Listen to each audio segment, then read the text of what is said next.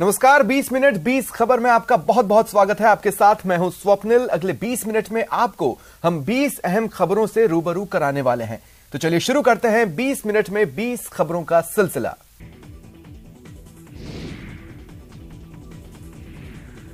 नेपाल से आई पवित्र शालिग्राम शिलाएं अयोध्या पहुंच चुकी हैं। बुधवार रात अयोध्या पहुंचने पर साधु संतों और स्थानीय लोगों ने शिलाओं का स्वागत किया। इस दौरान भव्य आतिशबाजी भी की गई। लोगों का कहना है कि आज ही हमारी होली दिवाली है। पहले अयोध्या नाम की थी, आज अयोध्या राम की है। इन शालिग्राम शिलाओं को कड़ी सुरक्षा के बीच राम सेवकपुरम में रखा गया। राम सेवकपुरम में ही अयोध्या के संतों ने पूजन कर उन्हें राम मंदिर के लिए भेंट किया। इसके लिए अयोध्या के करीब 100 महंतों को बुलाया गया। अयोध्या पहुंची शालिग्राम शिलाओं की विधि विधान से पूजा अर्चना की गई। इसके बाद राम मंदिर के लिए इन शिलाओं को दिया गया। इन्हीं शिलाओं से भगवान राम और माता सीता की मूर्तियां बनाई जाएंगी। जानकारी के मुताबिक गंडकी नदी में पाई गई ये दोनों शिलाएं करीब 6 करोड़ साल पुरानी हैं। इनमें से एक शिला का वजन 26 टन है और दूसरी का 14 टन है। दोनों शिलाएं अलग अलग ट्रकों पर रखकर नेपाल से अयोध्या भेजी गई थी।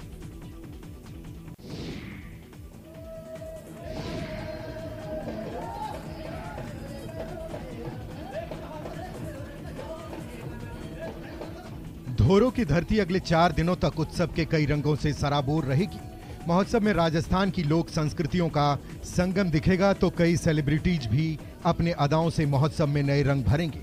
भव्य शोभा यात्रा के साथ मरु महोत्सव का आगाज परमाणु नगरी पोखरण से हुआ। भव्य शोभा यात्रा की शुरुआत सालम सागर तालाब से हुई, जहां नापेलेश्वर महादेव की विधिवत पूजा आराधना के साथ इस संस्कृति के आयोजन का शुभारंभ हुआ।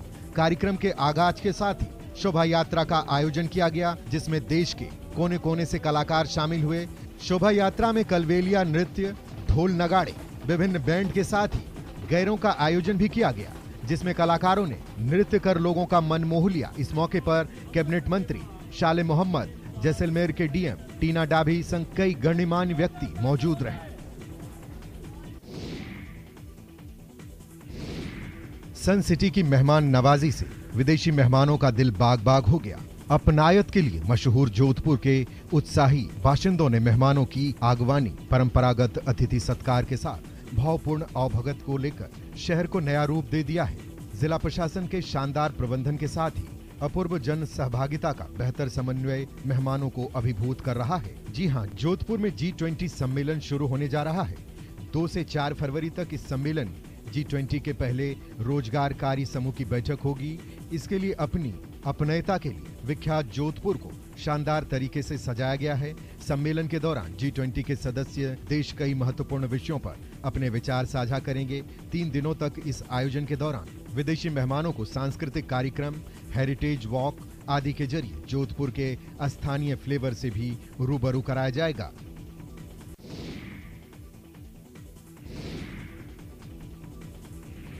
जिन बेटियों ने अपनी प्रतिभा की चमक पूरी दुनिया में बिखेरी, जिन्होंने अपने दमखम से अपने प्रतिद्वंदियों को मात देकर भारत का मस्तक गर्व से ऊंचा कर दिया, उनके लिए कम से कम इतना तो बनता ही है। लोगों ने विश्व विजेता बेटियों को फूल मालाओं से लाद दिया। सभी विश्व विजयी बेटियों की एक झलक पाने को बेताब नजर आए। जी हां, साउथ अफ्रीका में खेले गए पहले ICC अंडर 19 महिला विश्व को जीतकर गुरुवार सुबह दिल्ली के IGI एयरपोर्ट पहुंची महिला खिलाड़ियों का जोरदार स्वागत किया गया।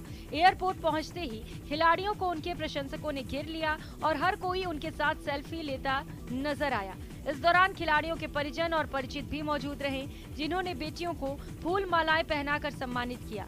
बता दें कि इससे पहले महिला टीम का बुधवार शाम अहमदाबाद के नरेंद्र मोदी स्टेडियम में महान क्रिकेटर सचिन तेंदुलकर और BCCI पदाधिकारियों ने सम्मानित किया था और कप्तान शेफाली वर्मा को 5 करोड़ रुपए का चेक सौंपा था।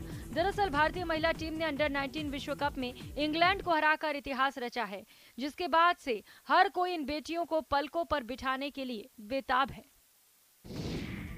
हमें बहुत ही अच्छा गौरवान्वित महसूस होता है कि हम एक अच्छा काम कर रहे हैं और सक्सेसफुली 5-6 साल तक गांधीनगर को चला रहे हैं। सारी महिलाएं जो हैं, ऐसी कोई हमें दिक्कत नहीं आती है, छोटी मोटी तो सब जगह चलती रहती हैं।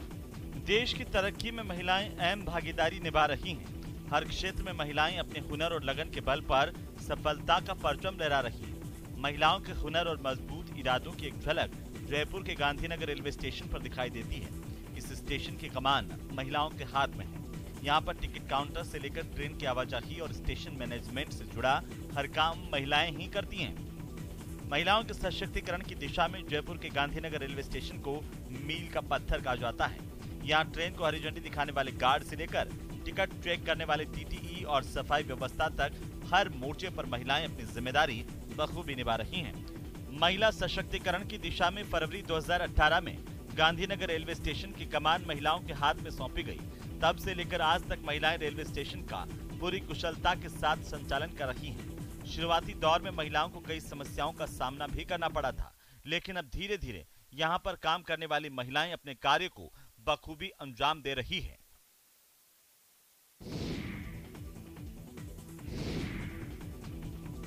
एटीएम है तो ऑटोमेटेड टेलर मशीन, लेकिन अब आप इसे एनी टाइम लूट मशीन भी कह सकते हैं।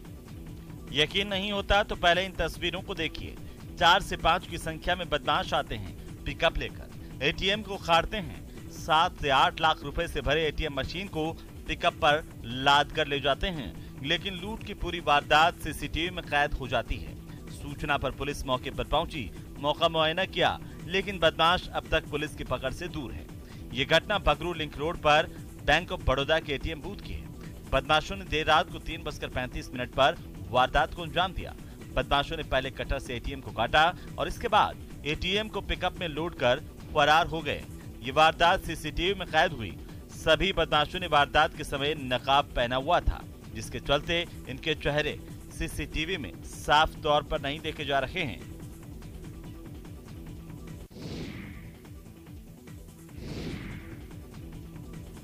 आसमान छू रही तेज लपटें जैसे सब कुछ खाक कर देने पर आमादा हो। तस्वीरें तेलंगाना की राजधानी हैदराबाद की हैं, जहां गुरुवार सुबह गोदाम में भीषण आग लग गई। हालांकि राहत वाली बात ये रही कि इस घटना में कोई घायल नहीं हुआ। जानकारी के मुताबिक आग चिक्कटपल्ली के इलाके के गोदाम के भीतर लगी। गोदाम डेकोरेशन कंपनी का बताया जा रहा है।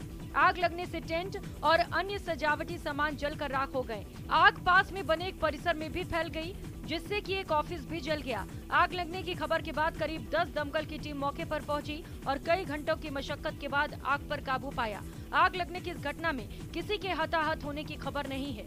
एक अधिकारी ने बताया कि शॉर्ट सर्किट के कारण ये आग लगी। हालांकि जांच के बाद ही सही वजह पता चल पाएगा।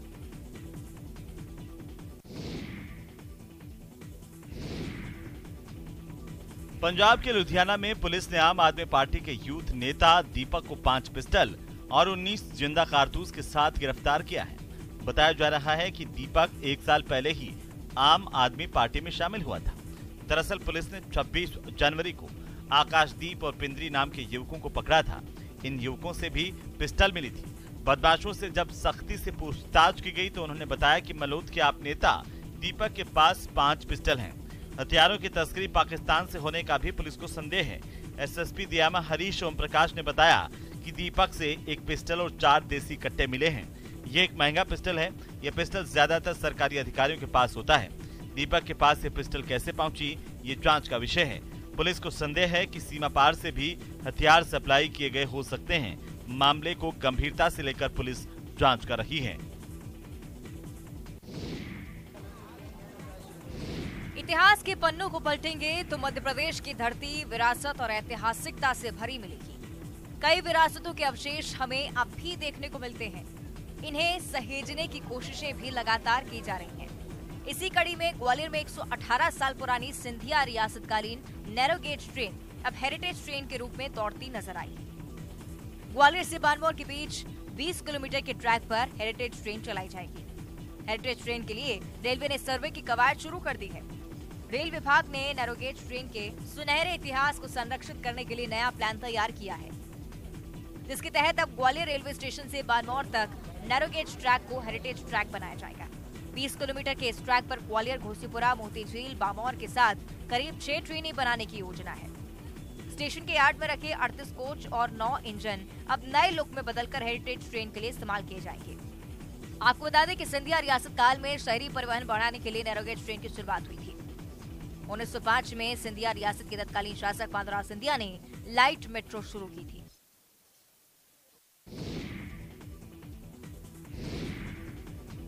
12 फरवरी को प्रदेश और देश के विकास में उस समय नया अध्याय जुड़ जाएगा जब प्रधानमंत्री नरेंद्र मोदी दिल्ली मुंबई एक्सप्रेसवे का उद्घाटन करेंगे।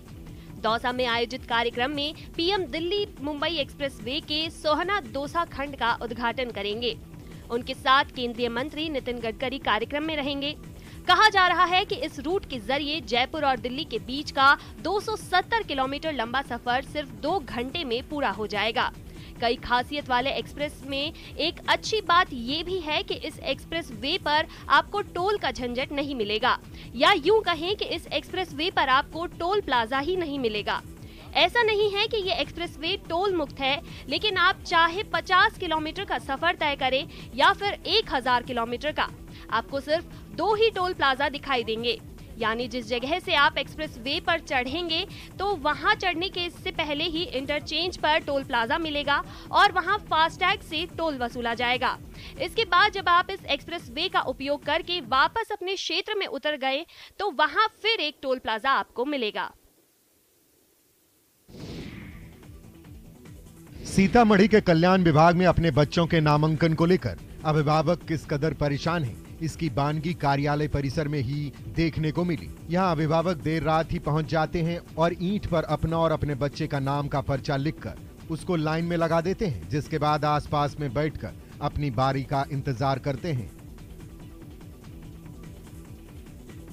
पिछले 3 दिनों से कल्याण विभाग में बच्चों के नामांकन को लेकर जो हालात हैं उसको लेकर अभिभावक काफी परेशान हैं। कार्यालय में बेहतर व्यवस्था नहीं होने की वजह से मारामारी के हालात रहते हैं। वहीं जिला कल्याण पदाधिकारी को इंटर की परीक्षा में ड्यूटी पर लगाया गया है, जबकि कोई दूसरा अधिकारी इस जवाबदेही के प्रति व्यवस्था को ठीक नहीं कर रहा है। गौरतलब है कि सरकार की तरफ से कल्याण छात्रावास में अनुसूचित जाति के बच्चों को निःशुल्क आवासीय सुविधा देकर पढ़ाने की व्यवस्था की गई है। इसी सुविधा का लाभ उठाने के लिए कार्यालय में होड़ मची हुई है।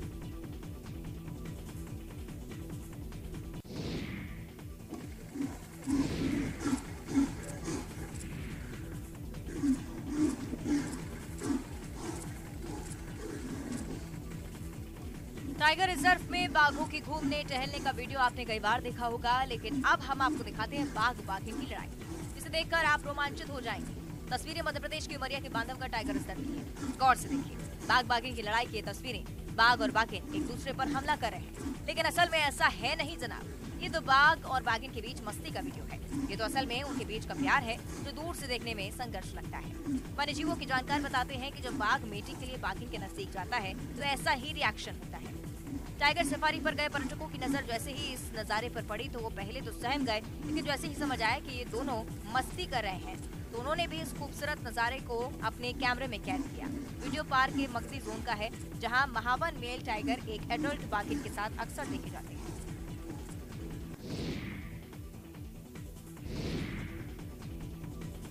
पूर्णिया के महानंदा कॉलोनी में दुर्लभ और काफी खतरनाक सांप रसेल वाइपर मिला है। खास बात यह है कि वहां के एक युवक पिंटू ने अपने हाथों से सांप को पकड़कर डब्बे में बंद कर दिया और वन विभाग को सौंपने की बात कही। पिंटू ने बताया कि सुबह में उनके घर के पास एक अलग टाइप का सांप दिखा। जब उसने सांप को पकड़कर पता किया तो पता चला कि यह रसेल वाइपर है, जो भारत, श्रीलंका, बांग्लादेश और नेपाल के कुछ इलाकों में पाया जाता है। यह सांप काफी जहरीला होता है। कुछ लोग तो इसको विश्व का दूसरा सबसे जहरीला सांप मानते हैं। इसके डसने से महज 10 मिनट में मौत हो सकती है।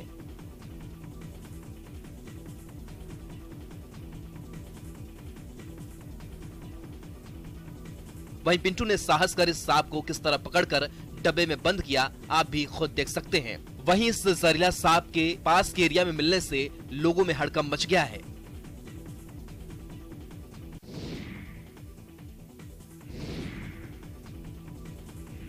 छत्तीसगढ़ के गरियाबंद में लोगों के सामने दोहरी समस्या है। एक तो हाथियों का कहर, दूसरा भालू की दहशत। अब ग्रामीणों को ये दोनों डर एक साथ सता रहे हैं। पालुका क्षेत्र में भालू के दिखने के बाद हड़कंप मच गया। भालू को रिहायशी इलाके में चहलकदमी करते देखा गया। तस्वीरें देखिए, भालू सड़क पार कर रहा है। ग्रामीण बताते हैं कि भालू उनके घरों में घुस रहे हैं, सामानों को नुकसान पहुंचा रहे हैं। गनीमत है कि उनकी जान बच गई। इधर वन विभाग ने ग्रामीणों को अलर्ट किया है। भालू दिखते ही तुरंत सूचना देने की अपील की गई है।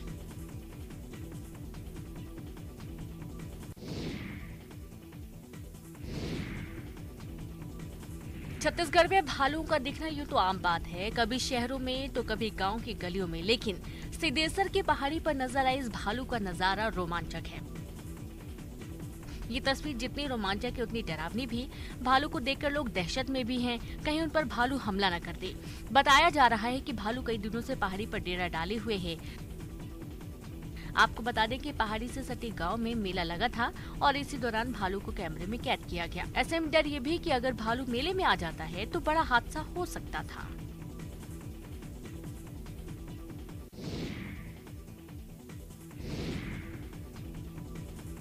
छत्तीसगढ़ के रायगढ़ जिले में हाथी लगातार घूम रहे हैं। खरसिया वन परिक्षेत्र में हाथियों का दल दिखा है। पतरापाली के इलाके में करीब दर्जन भर हाथियों को देखकर लोग दहशत में आ गए। खरसिया शक्ति हाईवे के पास से गुजरते हुए हाथियों को कैमरे में कैद किया गया और इधर ग्रामीणों में इसे लेकर दहशत का माहौल है। उन्हें डर है कि हाथी कहीं गांव का रुख न कर ले और तबाही न मचा दे। वन हमले को भी इसकी खबर है, जिसके बाद वन विभाग ने आसपास के कई गाँवों के लिए अलर्ट जारी कर दिया है। लोगों से सावधानी बरतने की अपील की गई है।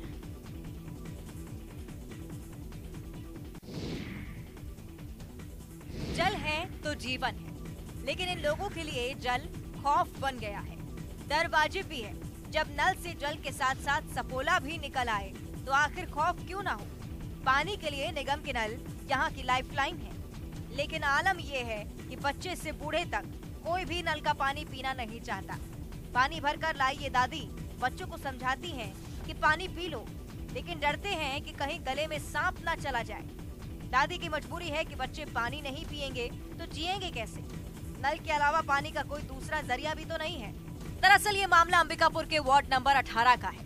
इलाके का नाम है गुरु घासीदास सहेली गली केदारपुर। यहाँ निगम पानी की सप्लाई करता है। इलाके के लोगों का कहना है कि नल में गंदा पानी आना आम बात है, लेकिन अब तो कीड़े और सांप भी निकलने लगे हैं। उधर अंबिकापुर के महापौर का दावा है कि पानी सप्लाई में काफी सावधानी बरती जाती है। हालांकि ये मुमकिन है कि कहीं पाइप ब्रेक हुई हो और पानी में सांप या कीड़ा घुस गया हो, लेकिन निगम अपनी तरफ से कोई लापरवाही नहीं बरतता। बहरहाल निगम की दलीलों से उन लोगों का डर कम नहीं होने वाला जिनके नलों में सांप या कोई कीड़ा निकला है, लेकिन लोगों की हालत आगे कुआं पीछे खाई वाली है। पानी में सांप का खौफ और पानी ना पिए तो प्यासे मरने का डर। बोध गया स्थित श्रीलंकाई महाविहार के प्रांगण में भगवान बुद्ध और उनके दो परम शिष्य महामोगलान और सारिपुत्ता के अस्थि कलश को आम लोगों के दर्शन के लिए प्रदर्शित किया जा रहा है। ये कार्यक्रम श्रीलंकाई मंदिर जय श्री महाबोधि महाविहार के 16वें वार्षिकोत्सव के दौरान किया गया है। इस दौरान देश विदेश के सैकड़ों श्रद्धालु कतारबद्ध होकर भगवान बुद्ध और उनके दोनों शिष्यों के अस्थि कलश के दर्शन कर रहे हैं। श्रद्धालुओं की भीड़ को देखते हुए सुबह 8 बजे से 11 बजे तक और शाम में 3 बजे से 6 बजे तक लोग अस्थि कलश के दर्शन कर सकते हैं। विगत 2 साल कोरोना काल की वजह से ये कार्यक्रम नहीं हो पाया था। इस बार भव्य तरीके से ये कार्यक्रम मनाया जा रहा है। विश्व के कई बौद्ध देशों के श्रद्धालु अस्थि कलश के दर्शन के लिए आ रहे हैं।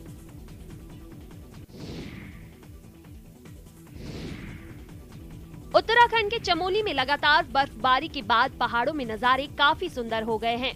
चारों तरफ बर्फ ही बर्फ दिखाई दे रही है। विश्व प्रसिद्ध पर्यटन स्थल औली में बर्फ की सफेद चादर जमी हुई है। औली में सोमवार को 1 फीट से अधिक ताजी बर्फ जम गई थी। यहाँ अभी भी बर्फबारी जारी है। अभी तक बर्फबारी न होने से औली में पर्यटकों की आवाजाही कम थी, लेकिन बर्फबारी होने से अब औली पर्यटकों में गुलजार होने लगी है। हालांकि बर्फबारी के बाद पहाड़ों में सुबह शाम के तापमान में गिरावट दर्ज की जा रही है, लेकिन फिर भी पर्यटक पहाड़ों का रुख कर रहे हैं। वहीं सरकार ने औली में विंटर गेम्स कराने की घोषणा भी कर दी है। बर्फबारी के बाद यहां गेम्स होने को लेकर लोगों में भी उत्साह है। औली के पिछले दिनों में हुई बर्फबारी के बाद यहां स्थानीय युवाओं की ओर से पर्यटकों के लिए स्कीइंग कोर्स भी चलाया जा रहा है।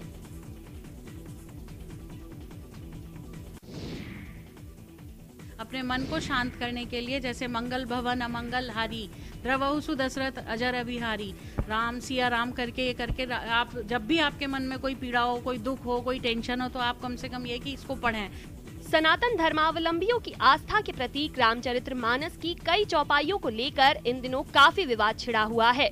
कई लोग इसे समाज में द्वेष फैलाने वाला बता रहे हैं और रामचरितमानस पर प्रतिबंध लगाने तक की बात कह रहे हैं। वहीं मेरठ में इन दिनों रामचरितमानस की चौपाइयों पर नया प्रयोग चल रहा है। ऐसा प्रयोग कि इन चौपाइयों से मनोरोगियों का इलाज किया जा रहा है। कहेहु ते कछु दुख घटी होई, काहि कहो यह जान न कोई। मेरठ के प्यारेलाल शर्मा जिला अस्पताल के मनोचिकित्सक कक्ष में चौपाई को केंद्र में रखकर काउंसलिंग की जाती है। कक्ष के बाहर बड़े बड़े अक्षरों में लिखा हुआ है, कहेहु ते कछु दुख घटी होई, काहि कहो यह जान न कोई। यानी मन का दुख कह डालने से भी कुछ घट जाता है, लेकिन कहूँ किससे, ये दुख कोई नहीं जानता।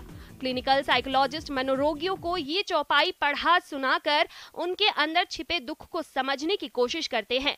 डॉक्टर विभा नागर का कहना है कि चौपाई से मन शांत होता है और रोगियों को डिप्रेशन से छुटकारा मिलता है। फिलहाल इतना ही, दीजिए इजाजत, नमस्कार।